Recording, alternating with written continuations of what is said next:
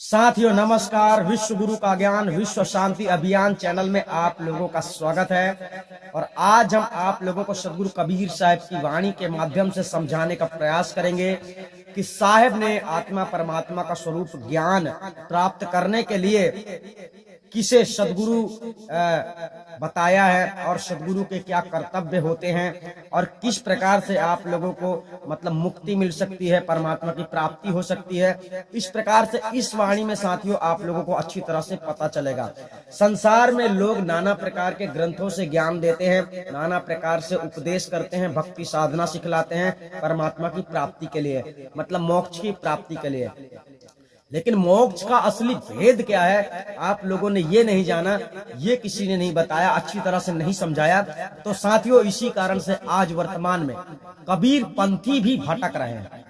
मतलब कबीर साहब का एक वास्तविक उपदेश नहीं प्राप्त हो रहा है किसी को, अर्थात कबीर पंथ में भी लोग भक्ति कर रहे हैं लेकिन उनको भी कबीर साहब ने जैसा उपदेश दिया है वैसा उपदेश नहीं दिया जा रहा है। इस कारण से कबीर पंथ में भी लोग मरकर 84 जा रहे हैं, मतलब 84 लक्ष्य योनियों में जा रहे हैं भटकने के लिए, क्योंकि कबीर साहब ने जो ज्ञान दिया है वो ज्ञान लोगों को प्राप्त नहीं हो रहा है। तो साथियों निश्चित रूप से लोगों को भटकना ही है।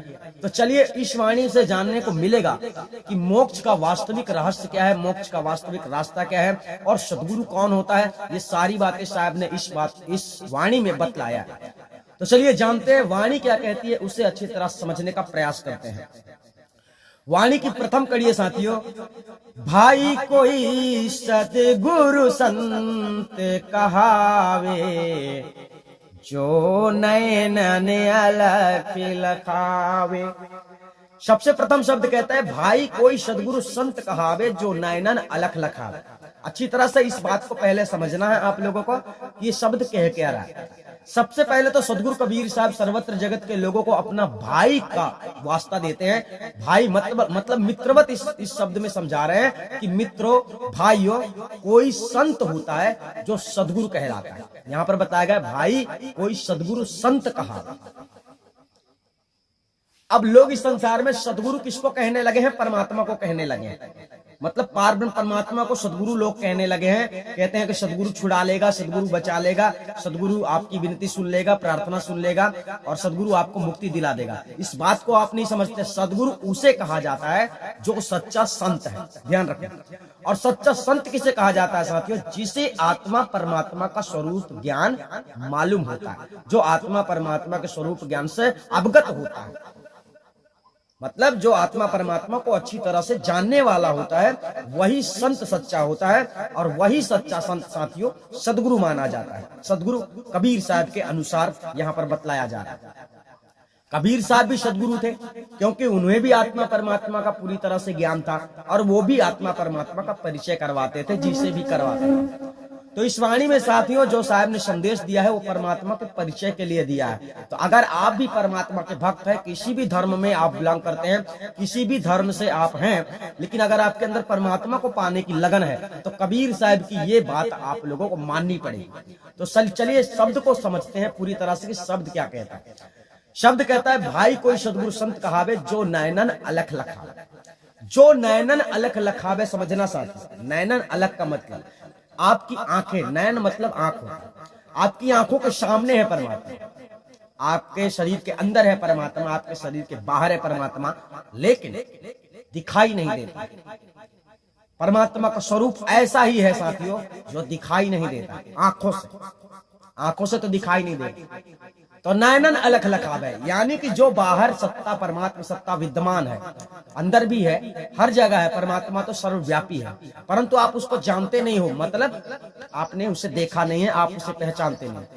तो नैनन अलख लखावे का मतलब होता है, अलख का मतलब होता है आत्मा स्वरूप ज्ञान, आत्मा परमात्मा स्वरूप ज्ञान। अलख शब्द यहाँ पर दोनों चीजें आती हैं, मतलब जिसे कोई देख नहीं सकता, जिसे किसी ने आज तक देखा नहीं है आंखों से। तो जो नैनन अलख लखावे की बात आती है, अर्थात लखावे शब्द साथियों यहाँ पर परिचय करवाने वाली बात आती है। अर्थात हम आपको किसी चीज से परिचय करवा देते हैं कि भाई ये मतलब किसी भी चीज को ले लो ना, आप दुकान में जाते हैं, माला है, फूल है और टोपी है, कपड़ा है, जो भी चीज है, अगर आप नहीं जानते, हमने आपको बताया कि ये शर्ट है ना, इसको पैंट कहते हैं, इसे सोना कहते हैं, इसे चांदी कहते हैं, इसे हीरा कहते हैं, इसे मोती कहते हैं, हमने जिस चीज से आपको परिचय करवाया, तो इसी जगह को यहाँ पर साथियों साहब ने बतलाया है लखावे। लखावे शब्द होता है परिचय करवाने वाली बात, समझ गए। अब बात यहाँ पर लखावे शब्द क्यों लगाया गया है साथियों? क्योंकि जिसकी हम बात कर रहे हैं, जिसकी सतगुरु कबीर साहब ने बात कही है, उसका कोई नाम नहीं होता है, उसका कोई वर्णन नहीं कर सकता है, वो अकह नाम कहा जाता है, नी अक्षर नाम कहा जाता है, अर्थात बोलने में नहीं आता। जब बोलने में नहीं आता तो हम आपको कैसे यहाँ पर समझा दें? मतलब जब आपको आत्मा परमात्मा का स्वरूप ज्ञान करवाया जाएगा, तब आपको ज्ञात होगा कि वास्तव में ये है जिसका वर्णन कोई कर नहीं सकता, है ना। तो सारे संसार में परमात्मा को लेकर लोग जो है तो परेशान है। परमात्मा एक सवाल बनकर रह गया है और परमात्मा को पाने के लिए लोग नाना प्रकार के कर्म कांडों में उलझे रहते हैं। हालांकि कर्म कांडों में आप लोगों को उलझाया गया है, सच्चाई सामने नहीं आई इसलिए। लेकिन चलिए, इस वाणी के द्वारा आपको समझ में आएगा कि वास्तविक में हमें भूल कहां पर है, यानी आपकी भूल है जिस वजह से आज आप नाना प्रकार के प्रपंचों में फंसे हुए हैं। आपने झूठा गुरु बना लिया है, ऐसा गुरु बनाया है जो आपको परमात्मा से परिचय नहीं करवा रहा है। आपने ऐसा गुरु बनाया है जो खुद परमात्मा को नहीं जानता है, आत्म स्वरूप को नहीं जानता है, जीवन का उद्देश्य नहीं समझता है। ऐसे लोगों को आप गुरु बनाते हैं तो आप मतलब मंजिल नहीं प्राप्त कर पाते हैं, आपकी भक्ति जो है तो सफल नहीं होती। तो भक्ति सफल बनाने के लिए, भक्ति में कामयाबी हासिल करने के लिए सदगुरु कबीर साहब को पकड़ना होगा, अर्थात सदगुरु कबीर साहब की बातों को समझना होगा। तो यहाँ पर सबसे प्रथम शब्द कहा, भाई कोई सदगुरु संत कहावे जो नैनन अलख लखा। अब आगे शब्द साथियों कहा गया है, उसे भी अच्छी तरह समझ लो कि साहब आगे क्या कहता है। आगे शब्द कहता है, डोलत डींगे ना बोलत बिसरे, अस उपदेश दृढ़ावे। डोलत डींगे न बोलत बिसरे, अस उपदेश दृढ़ावे। कहने का तात्पर्य साथियों, यहाँ पर डोलत डींगे, डोलत डींगे का मतलब आप चलते फिरते रहते हैं, है ना, बैठते हैं, उठते हैं, खाते पीते हैं, सोते जागते हैं। इस प्रकार से आपके चलने फिरने से वो वस्तु, जिस वस्तु की बात हो रही है, यानी परमात्मा साथियों चलायमान नहीं है, अचल है, अविनाशी, अचल अविनाशी, वो चलता फिरता नहीं है। यानी आप चलते हैं तो वो हिल नहीं सकता। वो तो ज्ञान की बात चल रही है। अगर आपके शर्ट के जेब में कुछ रखा हो, पैंट के जेब में कुछ रखा हो, अगर आप चलेंगे तो वो भी हिलेगा। लेकिन वो आत्म सत्ता, परमात्मा सत्ता, ऐसा ज्ञान है साथियों कि आप चलते हैं तो भी वो हिलता नहीं, है ना। डोलत डिंगे ना बोलत बिसम, मतलब आपके चलने फिरने से वो हिलता नहीं है, डुलता नहीं है और खराब भी नहीं हो सकता। दूसरी बात ऐसी है कि बोलते, अर्थात आप बात करते जाते हो, कभी कभी ऐसा होता है कि आप बात करते जाते हो, आपने थोड़ी देर पहले क्या बोला था, क्या आपने सुना था, वो भूल जाते हो। लेकिन आपको जो उपदेश आत्मा परमात्मा स्वरूप ज्ञान वाला गुरु से प्राप्त होता है, वो साथियों आप लोग उसे कभी नहीं भूल सकते। परमात्मा का परिचय आपको जानना तो है। एक बार आपने जान लिया कि भाई ये समोसा है ना, ये मतलब ये बर्तन है, ये सोना है, चांदी है, ये आम है, ये सेव है, ये अनार है। एक बार आपने जिस चीज को जान लिया उसे आप कभी नहीं भूलेंगे। तो मान लो एक बार आम, संतरा, सेव को तो भूल भी सकते हो, मान लो इनका नाम है तो आप भूल जाओगे इसको, लेकिन परमात्मा स्वरूप ज्ञान जब आपको ज्ञात हो जाएगा तो उसे आप कभी नहीं भूलोगे। अब यहाँ पर आपको सीधे समझ लेना है कि जो सदगुरु कबीर साहब का उपदेश है, जो संतों का उपदेश होता है, वो उपदेश यही है, आत्मा परमात्मा का स्वरूप ज्ञान। ऐसा उपदेश आप लोगों को मिलता है ना। तो सबसे पहले बात तो गुरु जो होते हैं, गुरु से प्रथम ज्ञान आपको प्राप्त करना होता है, आत्मा परमात्मा का स्वरूप ज्ञान।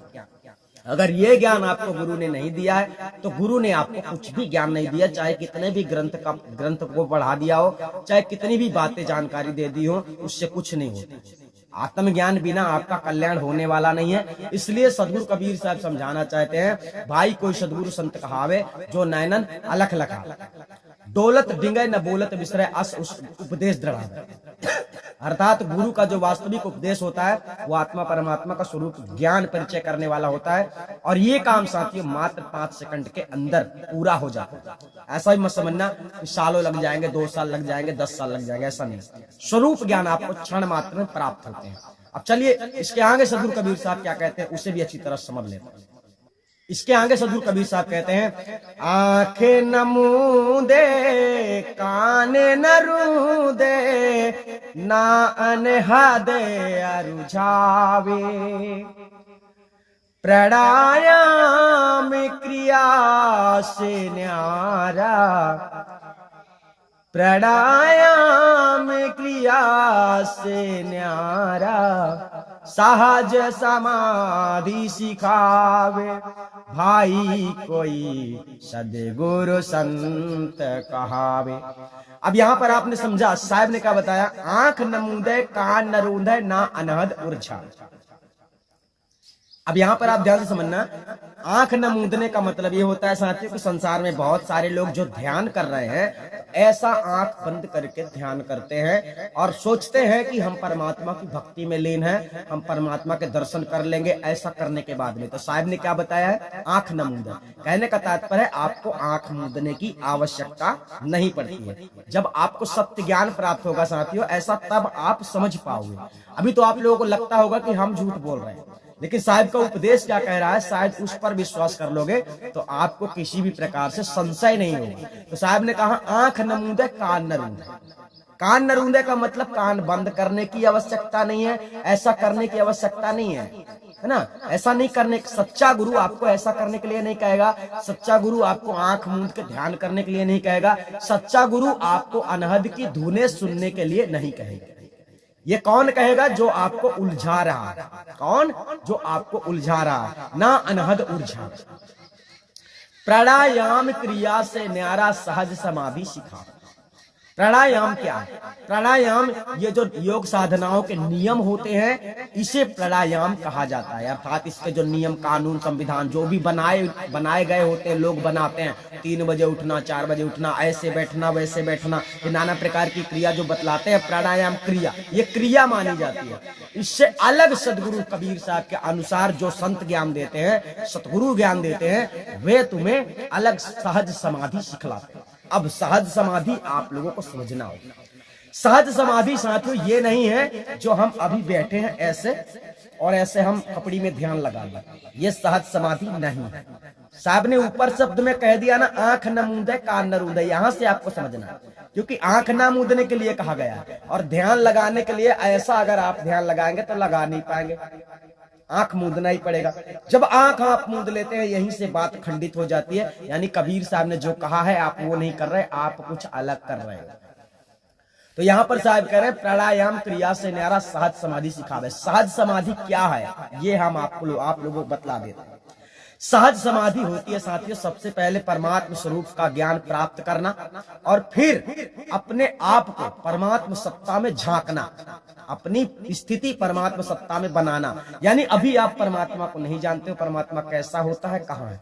परमात्मा सब जगहों में है, हर जगह पर मौजूद है, लेकिन वो आपको दिखता नहीं है। तो अभी आपको कितना ज्ञान है, इस शरीर के अंदर अंतर्गत के अंदर ज्यादा से ज्यादा ज्ञान होगा, शरीर के बारे में ज्ञान होगा, लेकिन परमात्मा और आत्मा के बारे में ज्ञान नहीं है, आपको पता नहीं है कि कैसा है। तो परमात्मा का आत्मा परमात्मा का जो स्वरूप ज्ञान है साथियों वो शरीर से परे है।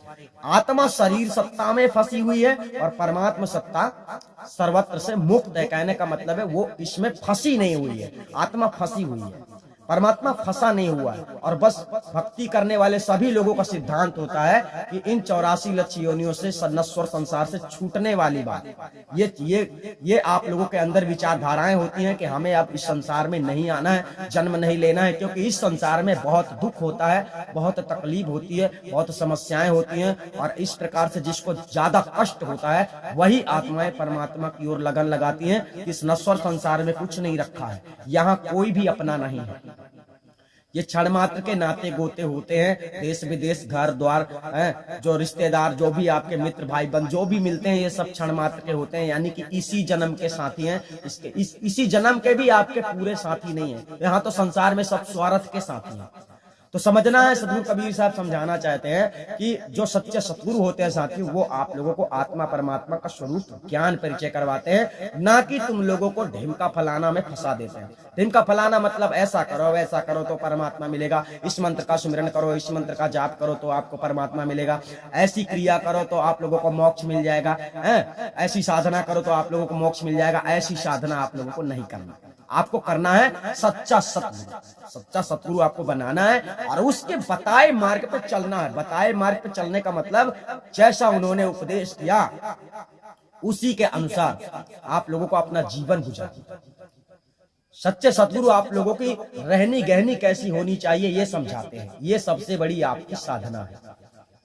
कब क्या बोलना चाहिए, कब क्या नहीं बोलना चाहिए, कब कौन सा काम करना चाहिए, कब कौन सा काम नहीं करना चाहिए, अर्थात क्या करना तुम्हारी जिम्मेदारी है और क्या तुम्हें नहीं करना चाहिए, ये सारी बातें जानना, समझना और अच्छी तरह से उसमें चलना, ये आप लोगों की जिम्मेदारी होती है। और ये ज्ञान देने वाला सच्चा सतगुरु होता है। और इसके साथ साथ जब आपके ऊपर गुरुओं को विश्वास हो जाता है, संतों को विश्वास हो जाता है कि भक्त जो है तो परमात्मा से अच्छी लगन रख रहा है, अर्थात अपने जीवन कल्याण के लिए संघर्ष कर रहा है, प्रयास कर रहा है, तो सच्चे सतगुरु प्रसन्न होकर आत्मा परमात्मा का स्वरूप ज्ञान करवा देते हैं।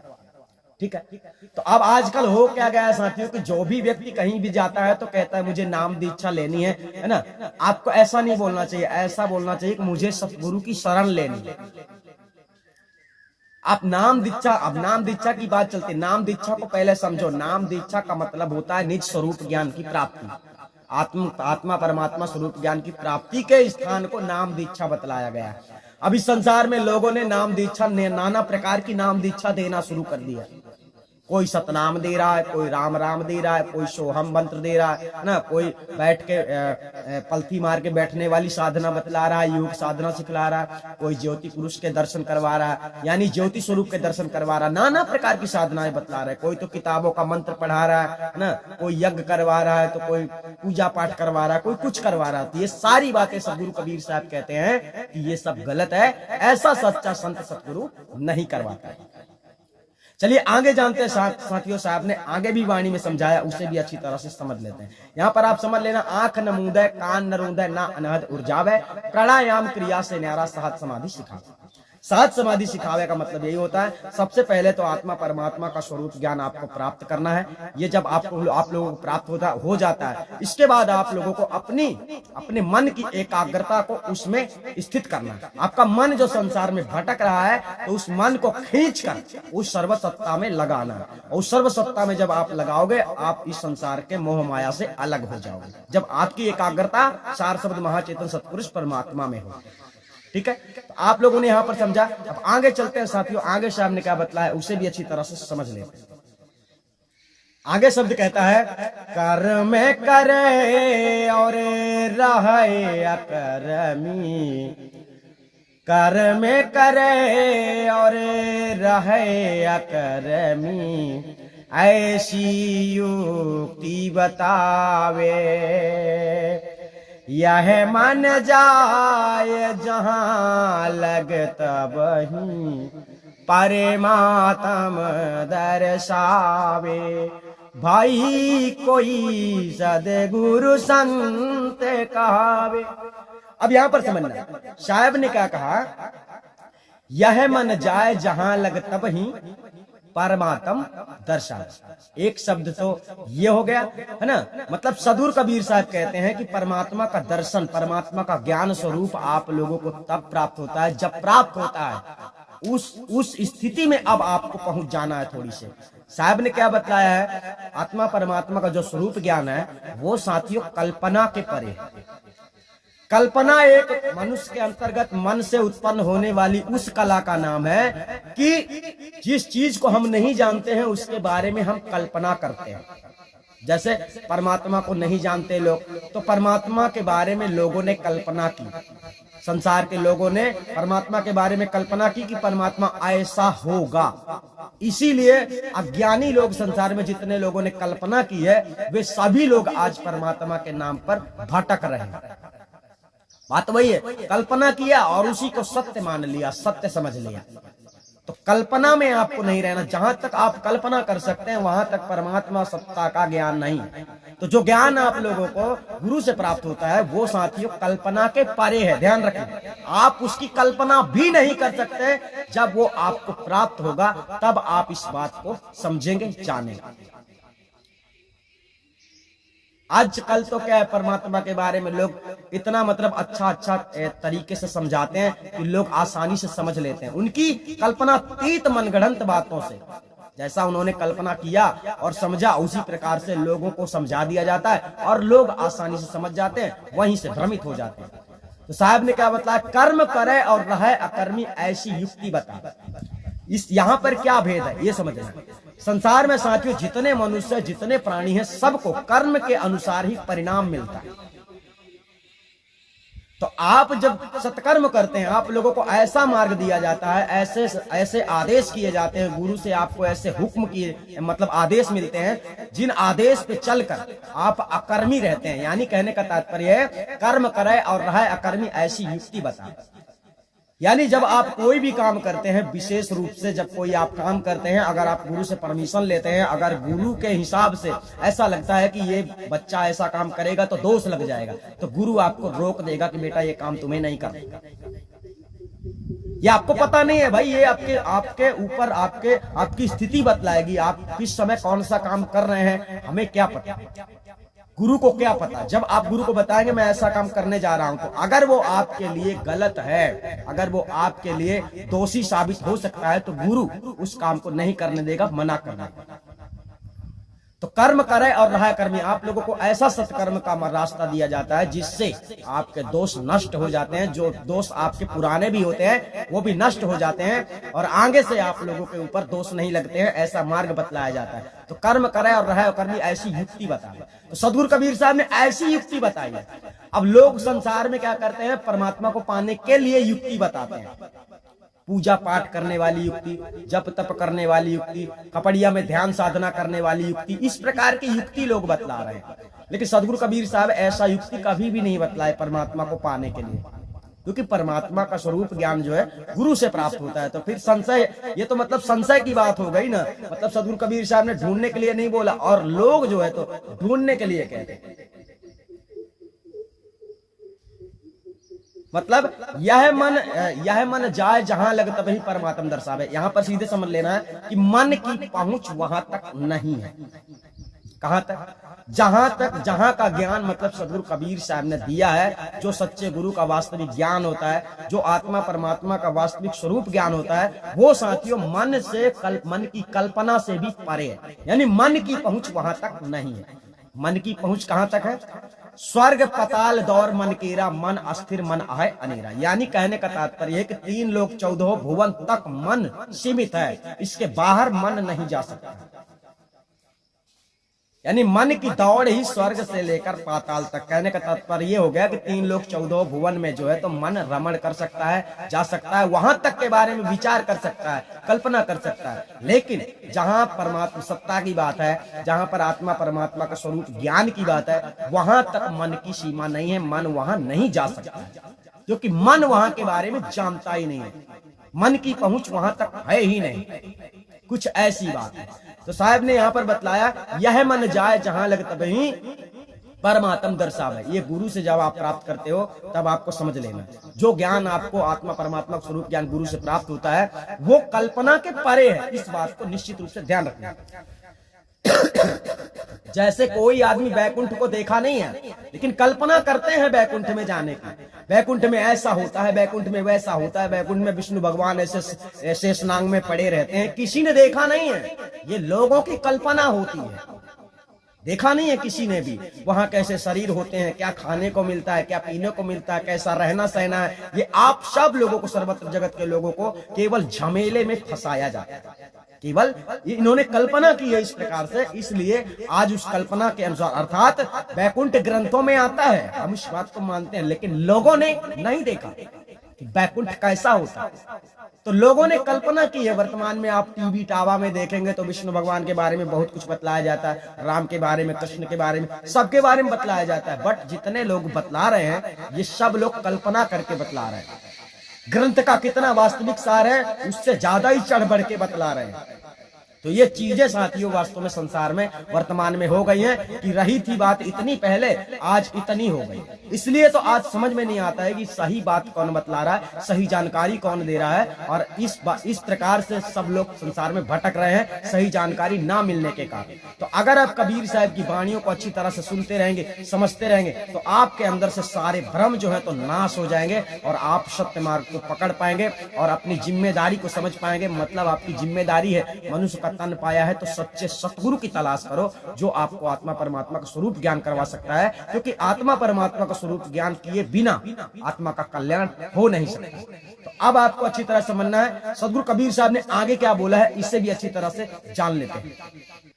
आगे सदगुरु कबीर साहब कहते हैं, सदा बिलासे आश नहीं मन में, सदाय बिलासे आश नहीं मन में, भोग में जोग रमावे, धरती छाड़े आकाश हूँ छाड़े, आधर मड़ैया छावे, भाई कोई सदगुरु संत कहावे। अब यहाँ पर सदगुरु कबीर साहब ने क्या बतलाने का प्रयास किया है, इसे अच्छी तरह से जानना पड़ेगा। सदा विलास आस नहीं मन में, भोग में जोग रमा। अब इस संसार में आप लोगों को सबसे पहले यह समझना, भोग में जोग रमावे क्या चीज है। ये मनुष्य का जो शरीर होता है साथियों, भोग और मोक्ष दोनों का साधन है मनुष्य का शरीर। अब इस संसार में अज्ञानी लोगों ने परमात्मा की भक्ति के लिए अलग अलग रास्ते अपनाए हैं। कोई तो संन्यास ले लेता है, कोई तो ऐसा सोचता है कि परमात्मा की भक्ति करने के लिए अगर करना चाहते हैं तो शादी नहीं करना चाहिए, ब्रह्मचारी रहना चाहिए। तो ये जीवन का पहले महत्व तो समझिए। ये जो जीवन मनुष्य का जो तन प्राप्त होता है, भोग और मोक्ष दोनों का, ये शरीर जो मानव का तन है, ये भोग और मोक्ष का साधन है दोनों। यानी भोग में आप रह सकते हैं, भोग मतलब आपकी जो इच्छाएं होती हैं उस इच्छाओं को भी आप पूर्ति कर सकते हैं, और उसके साथ साथ आप परमात्मा की प्राप्ति के लिए वैराग्यता भी धारण कर सकते हैं, वैरागी भी बन सकते हैं। ऐसा हो सकता है।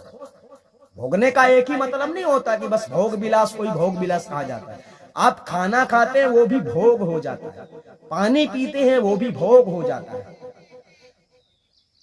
कुछ आप प्राप्त करना चाहते हैं उसके लिए मजदूरी करते हैं, पैसा कमाते हैं, वो भी भोग हो जाता है। अपनी जरूरतों को पूर्ति करने के स्थान को साथियों यहाँ पर भोग शब्द का प्रयोग किया गया है। भोग में जोग रम। अब भोग में जोग रमावे कैसा, सदा विलास आस नहीं मन में, भोग में जोग रम। सदा विलास का मतलब ये होता है साथियों कि सदा विलास यहाँ पर उस स्थिति की बात आ जाती है कि आप इस संसार में रहते हुए भी संसार से विरक्त होते हैं। विरक्त मतलब आपकी सुरती, आपकी लगन परमात्मा में होती है, आपकी सुरती परमात्मा में स्थायी होती है, और आप इस संसार में रमण करते हैं, मतलब विचरण करते हैं। इस संसार में ही रहते हैं, बोलते हैं, मिलते हैं, जुलते हैं, खाते हैं, पीते हैं, हंसते हैं, ये सब कुछ संसार की क्रियाओं को आप करते रहते हैं। लेकिन आपकी सुरती जो है तो परमात्मा सत्ता में लगन रहती है, परमात्मा सत्ता में विलीन रहती है, समाई हुई रहती है। ऐसा तब होता है जब परमात्मा को आप जानते हैं। मतलब आप करते सब हैं, करना है, लेकिन आपका मन यहां नहीं लगेगा, आपका मन वहां लगा रहता है। ठीक है, आपकी सुरती यहां नहीं ठहरती है। अभी सुरती जो है तो सूरत फंसी संसार में ताते पर गौ दूर, सूरत बांध स्थिर करो आठों पहरा जूर। अब इसको अच्छी तरह समझना कि आपकी विचारधाराओं में जो सुरती समाई हुई है, वो सुरती जो है तो आपकी विचारधाराओं के अंतराल फंस कर सारे संसार में उलझी हुई है। बच्चे में, माँ में, भाई में, बहन में, धन में, दौलत में, है ना, देश में, दुनिया में, इस प्रकार से सुरती आप लोगों की उलझी हुई है विकारों में, विषय वासनाओं में। तो इसे समेटना है साहिब की, इस प्रकार से साधना है। तो सदा विलास आस नहीं मन में। जब आप किसी की आशा नहीं रखोगे, यहाँ पर समझाया गया आशा तो रखना ही नहीं चाहिए। ऐसा जब आप कर्तव्य करते हो परिणाम आपको तभी मिलता है, तो आशा रखने का क्या फायदा। तो सदा विलास साथियों परमात्मा सत्ता में स्थिति होने वाली जगह को बतलाया गया है, उसी जगह को यहाँ पर सदा विलास बतलाया गया है, अर्थात परमात्मा सत्ता में आप रमण रहते हैं, इसका मतलब है सदा विलास। और भोग में जोग रमावे का मतलब होता है इस संसार में शरीर में रहते हुए आत्मा का कल्याण करने के लिए आप लोगों को भोगना भी जरूरी है, यानी जिन चीजों की जरूरत है आप लोगों को उसकी पूर्ति भी करना आवश्यक है, इसका मतलब हो गया भोग। और इसी में जोग रमावे का मतलब ऐसा संविधान आप लोगों को बतलाया जाता है कि आप परमात्मा को प्राप्त हो, परमात्मा को पाने के काबिल बन जाए। कहने का तात्पर्य है कि परमात्मा में आपकी स्थिति बन जाए, आपको ऐसी विद्या सिखलाई जाती है गुरु के द्वारा। अब ऐसी विद्या का मतलब ये नहीं कि ध्यान साधना आपको करना है, ये भी ध्यान रखना, ध्यान नहीं करना, ध्यान तो करना ही नहीं। आपके अंतर्गत संशय रूपी मृगों को मारने के लिए गुरु के ज्ञान रूपी बाणों की आवश्यकता होती है। जब शब्द भेदी बाण आप लोगों को प्राप्त होते हैं तो उससे संशय रूपी मृग घायल हो जाते हैं, अर्थात आपके मन को शांति तभी होती है जब किसी प्रकार का संशय नहीं होता है। और मनुष्य को संसार में जो है तो परमात्मा के नाम का एक संशय हो गया है, जैसे हमारा अल्लाह है ना, हमारा राम, हमारा शंकर भगवान है ना, हमारा फलाना ढिमकल, जैसे जैसे लोग जो संसार में अपने अपने इष्ट समझ रहे हैं, मान रहे हैं, परमात्मा स्वीकार करते हैं, है ना। जैसे वर्तमान में धीरेन्द्र शास्त्री को ले लो, बालाजी, हनुमान, कोई सब बतला रहा, जैसे कि वही दुनिया चला रहा। तो इस प्रकार से साथियों परमात्मा के रास्ते में चलने वाले, सर्वत्र जगत के लोगों को, भटकने वाले लोगों को सद्गुरु कबीर साहब ने इस प्रकार से रास्ता बतलाया है कि आप सबकी आंखें खुल जाएं और आप वास्तविकता को समझ जाओ और परमात्मा को पाने के लिए सत्कर्म करो, सत्मार्ग पे लग जाओ, सतगुरु को ढूंढो जो तुम्हें क्षण मात्र में परमात्मा स्वरूप का ज्ञान करवा सकता है। आगे सद्गुरु कबीर साहब कहते हैं, धरती त्यागे आकाश हूँ त्यागे, अधर मड़ैया छावे, शून्य शिखर के सार शिला पे, आसन अचल जमावे, भाई कोई सद्गुरु संत कहावे। चलिए अब यहाँ पर सद्गुरु कबीर साहब ने क्या बतलाया, धरती त्याग आकाशों त्याग अधर मड़ैया छाव। सबसे पहले समझना, धरती त्याग मतलब जब आप लोगों को आत्मा परमात्मा का स्वरूप ज्ञान प्राप्त हो जाता है साथियों, तब आप लोगों को इस धरती में बैठकर परमात्मा के दर्शन करने की आवश्यकता नहीं होती है। मतलब बहुत लोग परमात्मा के दर्शन करने के लिए ऐसा बैठते हैं ना, और बैठने के बाद नाना प्रकार की साधना करते हैं। धरती त्याग आकाशों त्याग, अब आकाशों त्याग का मतलब साथियों ये होता है कि ना आपका स्थान जो है तो धरती में होता है, ना आपका स्थान आसमान में होता है। अब आसमान में समझ लो कैसा है, कुछ लोग ऐसे ही परमात्मा को दिखा देते हैं सामने कि ये परमात्मा का ही स्वरूप है, तो आपको उधर, अब देखो ध्यान साधना में क्या होता है, ब्रह्मांड की ओर जीव को ले जाया जाता है, और ब्रह्मांड में जीव जो है तो नाना प्रकार से, जैसे ज्योति पुरुष के दर्शन करता है, या फिर अनहद की धुनें सुनता है, या फिर और भी नाना प्रकार के सगुण स्वरूप दिखाई पड़ते हैं। तो इस प्रकार से साथियों सद्गुरु कबीर साहब इस चीज को खंडन करते हैं, यानी आपका परमात्मा जो है, परमात्मा को पाने के लिए ना आसमान में बैठने की आवश्यकता है, ना आप लोगों को धरती में बैठने की आवश्यकता है। परमात्मा सत्ता की स्थिति में आप लोगों को जाना है, और उसका मतलब हो जाता है परमात्मा में रमण होना, ठीक है ना। जब आप परमात्मा में रमण हो जाते हैं तब आपका स्थान कहाँ आ जाता है, अधर में। अधर का मतलब ना ऊपर ना नीचे। तो यहाँ पर साहब ने बताया, धरती त्याग आकाशों त्याग अधर मड़ैया छावे, शून्य शिखर के सार शिला पर आसन अचल जमावे। आपका स्थान जो है साथियों, सार शब्द महाचेतन सत्पुरुष परमात्मा में है, निज स्थान, निज मुकाम, अर्थात आप जहां से आए हैं, जिस जगह को आप छोड़ चुके हैं, उस स्थिति में पहुंचने का मतलब होता है सार शब्द में रमण होना। उस स्थिति में पहुंचने का मतलब होता है सार शब्द में रमण होना। कोई सीढ़ियां नहीं लगी है कि चढ़ के तुमको जाना है, कि तुमको दूसरे लोक में जाना है, ऐसा बिल्कुल भी आप लोगों को समझना नहीं है, ठीक है। शून्य शिखर, शून्य शिखर साथियों क्या होता है, ये शून्य का शिखर है, यानी ये शून्य ब्रह्मांड मंडल का ये शिखर माना जाता है। इसके ऊपर के हिस्से से आपको शरीर के बाहर जाना है, तो शरीर के बाहर जाने के लिए शून्य शिखर शब्द साथियों ऊपर बतला दिया गया, शून्य शिखर के सार शिला, यानी शून्य से यहाँ सर से परमात्मा सत्ता आपसे टच है, ध्यान रखें। परमात्मा सत्ता आपसे शून्य से यहाँ से शिखर से टच है। यहाँ पर सार शब्द स्वरूप महाचेतन सत्पुरुष परमात्मा पूरी तरह से विद्यमान है समुद्र स्वरूप में, तो उसमें तुमको रमण होना है। तो साहब ने बताया सार शब्द के शून्य शिखर के सार शिला पर आसन अचल जमावे। सार शिला क्यों बतलाया गया? शिला मतलब होता है पत्थर, हालांकि वो पत्थर नहीं है, बल्कि सार शब्द के स्थान में आपकी स्थिति की बात चल रही कि आपको उसमें बैठना है, उसमें आपको बैठना है। तो आपकी अवस्था साथियों जब वो हो जाती है, आपको जब आत्मा परिचय हो जाता है, परमात्मा स्वरूप ज्ञान परिचय हो जाता है, अच्छी तरह से लगन हो जाती है और आप परमात्मा सत्ता को अच्छी तरह से जान लेते हैं, तो आपका स्थान उसमें हो जाता है। शरीर से आपका नाता टूट जाता है, आप शरीर से आवागमन के चक्करों से छूट जाते हैं। आप जीते जी जब उसमें अपना स्थान बना लेते हैं, अपनी स्थिति बना लेते हैं, रमण हो जाते हैं सार शब्द में। उसी शब्द को यहाँ पर साहब ने कहा है, शून्य शिखर के सार शिला पर आसन अचल जमावे। कौन? सदगुरु कबीर साहब के अनुसार जो ज्ञान देने वाले सच्चे संत होते हैं, सच्चे साधु होते हैं। तो गुरु का ये ज्ञान है साथी। अभी यहाँ पर क्या है, लोग आप लोगों को यहाँ आसन दे रहे हैं, कहाँ? यहाँ बैठ के ध्यान करो, इस प्रकार का आसन आप लोगों को दे रहे हैं। तो साहब ने क्या बताया? धरती छाण आकाशम त्याग गए। आप लोगों का आसन कैसे लगना चाहिए? कौन सा आसन है आपको, कौन सा सिंहासन है?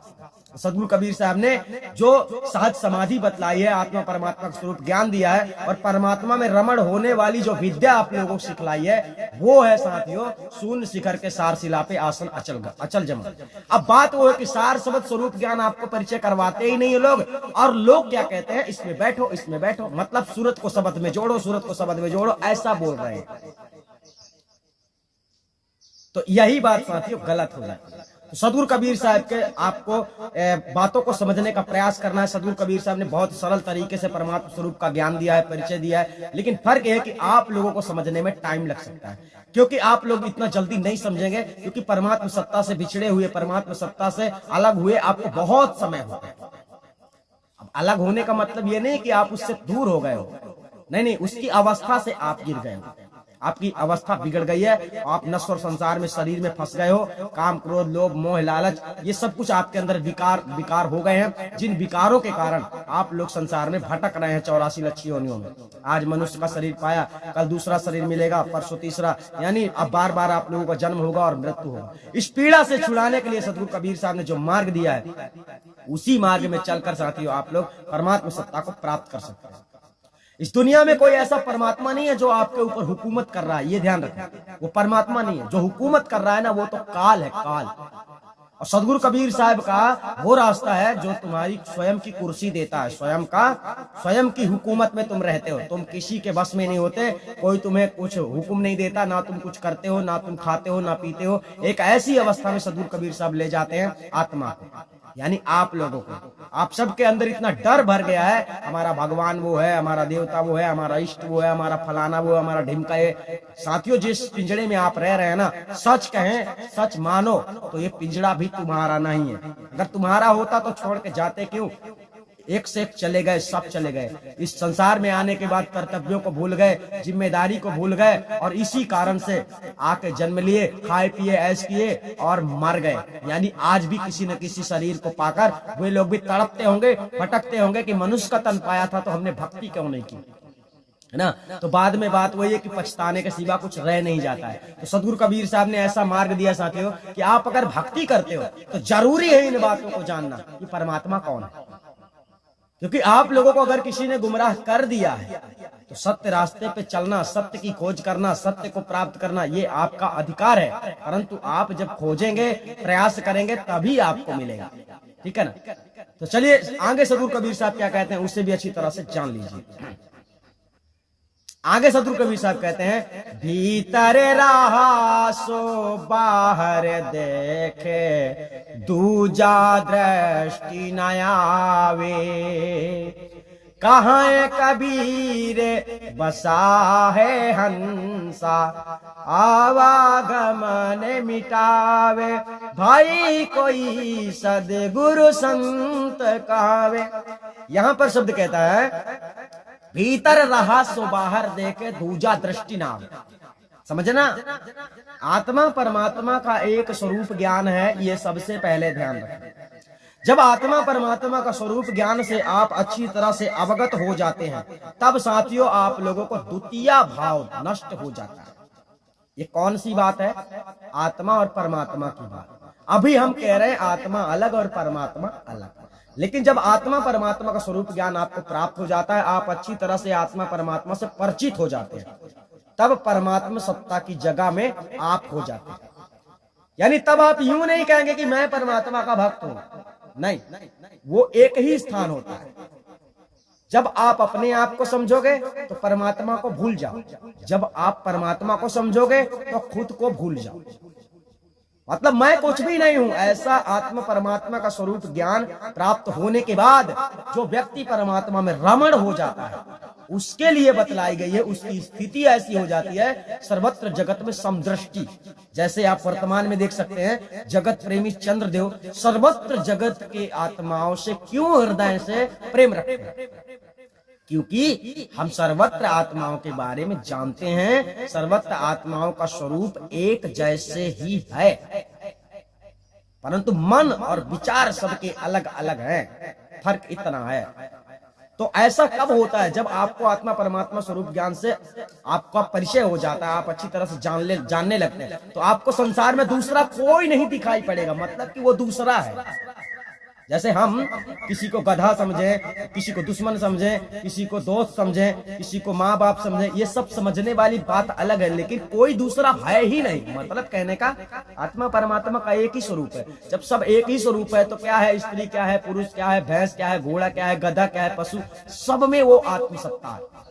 और वो आत्मसत्ता का ज्ञान जब हो जाता है, तब साथियों तुम्हें इस संसार में कोई तुम्हारा शत्रु नहीं दिखाई पड़ेगा, सब तुम्हारे अपने दिखाई पड़ेंगे, क्योंकि तुम्हारे ही जैसे सब है। ऐसा सोच पाना, ऐसा समझ पाना बड़ा कठिन है। ऐसा कब तक नहीं होगा? जब तक आत्मा परमात्मा का स्वरूप ज्ञान परिचय होने के बाद, आपको जब तक परमात्मा में रमण नहीं हो जाओगे, तब तक ऐसा एहसास आप लोगों को नहीं होगा।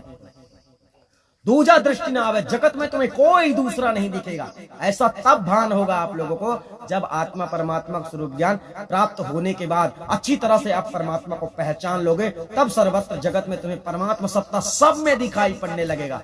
ऐसा कुछ भी नहीं रहेगा जिसमें परमात्मा सत्ता का स्वरूप नहीं है, ऐसा आप लोगों को तब पता चलेगा जब आप उससे परिचित हो जाएंगे। कहाँ कबीर बसा है हंसा आवागमन मिटावे, यानी जो हंस आत्माएं, यानी जो आप लोग भक्त आत्माएं जितने हैं, जो परमात्मा सत्ता में विलीन हो जाता है, वही आवागमन से छूट जाता है। कहाँ कबीर बसा हो हंसा, किसमें बसने की बात कर रहे हैं? आत्मा परमात्मा में स्थित हो जाए, अर्थात सतलोक में प्रवेश हो जाए, सत स्वरूप हो जाए, तो आत्मा इस संसार के आवागमन चक्रों से छूट जाती है। तो आप लोगों ने यहाँ पर सदगुरु कबीर साहब के संदेश के अनुसार समझा होगा कि सदगुरु कबीर साहब का उपदेश कैसा है, परमात्मा की प्राप्ति के लिए, मोक्ष की प्राप्ति के लिए कितना सरल है और कितना कठिन है, कैसी साधना है सदगुरु कबीर साहब ने जो बतलाई है, और कैसी साधना वर्तमान में इस संसार के लोग बतलाते हैं। यहाँ तो कबीर पंथी भी भूले पड़े हुए हैं, और की तो हम बात क्या करें। जो कबीर के नाम पर ही उपदेश कर रहे हैं, कबीर के ही नाम की भक्ति कर रहे हैं बहुत सारे लोग, तो वही भूले पड़े हैं इस संसार में। तो आप लोगों की जानकारी के लिए हम पूरी तरह से समझाना चाहते हैं। आप लोग अगर इस चैनल में पहली बार आते हैं तो वीडियो को देखा करें और शेयर किया करें दूसरे लोगों को, क्योंकि विश्व गुरु का ज्ञान, मतलब हमारे इस चैनल का संदेश है कि हम सारे विश्व तक ये जानकारी दे सकें। जो परमात्मा के लिए भटक रहे हैं वो भटके नहीं, उन्हें पता चलना चाहिए कि सही जानकारी क्या है, वास्तविकता क्या है। क्योंकि वास्तविकता का ज्ञान जब तक नहीं होगा, आप लोगों के अंदर एक डर भर दिया गया है, ये ध्यान रखना, डर। और हमारे जो हम सत्संग में देते हैं, जो हम समझा रहे हैं, इन सत्संगों को देखने के बाद आपके अंदर से भय नामक शत्रु जो है घायल हो जाएगा, मर जाएगा। यानी भय आपके अंदर से निश्चित रूप से निकल जाएगा, किसी भी प्रकार का आपके अंदर भय नहीं होगा। अगर भय है आपके अंदर तो इस बात का भय रखो कि आप किसी से गलत मत करो। अगर आप किसी से गलत करोगे तो आपके साथ गलत होने के योग तैयार होते हैं। ये दुनिया को चलाने वाला जो मालिक है वो साथियों सबको मौका देता है। आप किसी के साथ गलत करते हैं, आपके साथ भी गलत होगा और गलत करने का वो मौका देगा। हाँ, अभी मौका नहीं दिया है तो बाद में देगा। तो इस प्रकार से आपने इस वीडियो में समझा होगा कि परमात्मा की प्राप्ति के लिए हमें क्या करना जरूरी है। कैसे कैसे साहब ने बताया है। अब संसार में कबीर पंथी ही संसार में भटक रहे हैं, तो कबीर पंथी लोगों को सबको ये जानकारी होना चाहिए। तो आप लोगों से हमारा रिक्वेस्ट रहता है कि अगर आप लोग पहली बार वीडियो देखते हैं तो इस वीडियो को शेयर करना बिल्कुल भी नहीं भूलेंगे, और हमारे दूसरे चैनल जो आते हैं उन चैनलों में भी जाकर अच्छी तरह से ज्ञान को समझने का प्रयास करेंगे।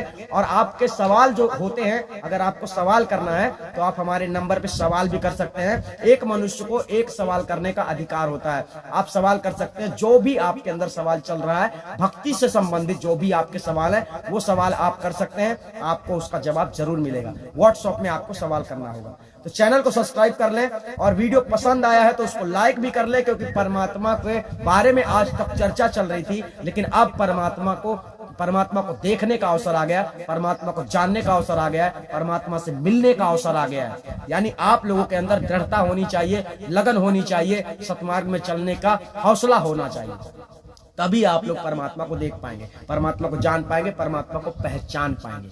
अब वो बात नहीं होगी किताबों में कि यहाँ वो लिखा है, वहां वो लिखा है, यहाँ वो लिखा है। नहीं नहीं नहीं, अगर भक्त हो सच्चे तो साबित कर दो, तुम्हें परमात्मा जीते जी देखने को मिलेगा। कैसा होता है हमारा परमात्मा, कैसा है आदि ब्रह्म, कैसा है अनादि पुरुष, कैसा है महाचेतन सत्पुरुष परमात्मा, उसको जानने का आपके पास एक अवसर है, और ये अवसर अब आपके सामने आ गया। तो साथियों, हम आप लोगों से फिर मिलेंगे, तब तक के लिए धन्यवाद। आप सभी अपना ख्याल रखेंगे। वीडियो पसंद आया तो लाइक करें, और चैनल को सब्सक्राइब करना ना भूलें, क्योंकि ऐसा सत्संग दुनिया में अभी आप लोगों को देखने को नहीं मिला होगा और मिलेगा भी नहीं। तो समय ना गंवाएं, चैनल सब्सक्राइब करके वीडियो को शेयर करना ना भूले। आपके मित्र दोस्त यार जो भी परमात्मा से जुड़े हैं, वो किसी भी पंथा पंथी में जुड़े हो, चाहे वो किसी को भी मानने वाले हो, किसी भी धर्म के लोग, सबको वीडियो भेजना चाहिए, ताकि सब लोगों को सच्चाई का पता चले। और हम पूरी कोशिश करते हैं, हम आपके अंदर से हर भ्रम को समाप्त करने की कोशिश करेंगे। साथियों नमस्कार, तब तक के लिए धन्यवाद। आप सभी अपना ख्याल रखें।